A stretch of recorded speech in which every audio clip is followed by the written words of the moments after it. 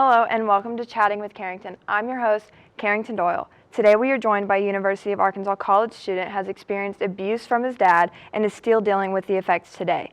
We welcome in Josh Teeter.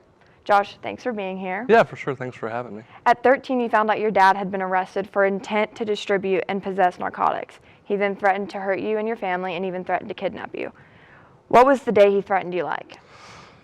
Yeah, it was insane. So it started off, he didn't threaten me right away. I did not know that he was arrested. He told me that he got into a car wreck because my parents split when I was like 1. They were never married. They split apart.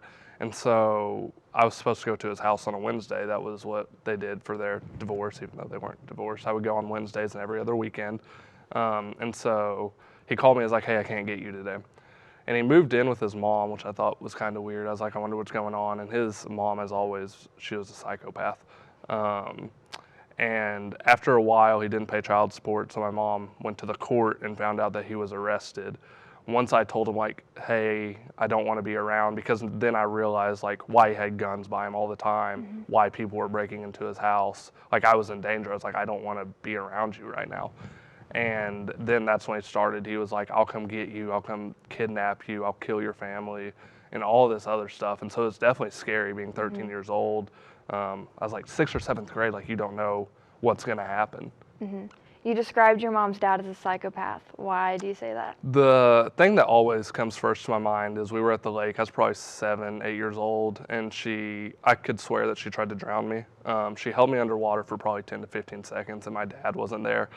And she's had 2 of her kids have died and 2 of her husbands have died, and they've all been weird deaths. And every time I went over there, I got sick. So it was always kind of weird, and my mom was always kind of freaked out when I'd go over there. And then we kind of started putting pieces together, and things just didn't add up. Yeah. How has this affected your life now? I think it's honestly affected me in a positive way, surprisingly. When I'm a dad one day, I know that I will be nothing like how my dad was. Treat my kid how they're supposed to be treated.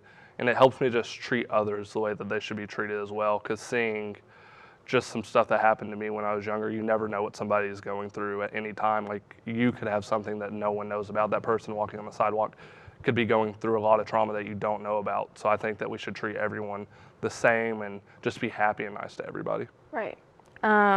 What is your relationship with your dad like now, if you have one? Yeah, I don't really have one. Haven't talked to him in person in multiple years. But on the flip side of that, I'm so close with my mom. I'm a big mama's boy. She was a single mom. She got married when I went to college. She waited till I went to college. She dated the guy for 3 years, and she was like, I'm not leaving my kid. I've been with him since he's been young through all this, so I'm not going to get married until he leaves and gets out of my house. So I'm super close with my mom, not close with my dad, but that's okay. Is there anything else you'd like to add? Just be nice to everybody. There's a lot of people going through a lot of stuff, and you never know what they're going through, so be nice to people. Yeah. Josh Teeter, thank you for being here. And that'll do it for Chatting with Carrington. And I'm your host, Carrington Doyle. Thanks for watching.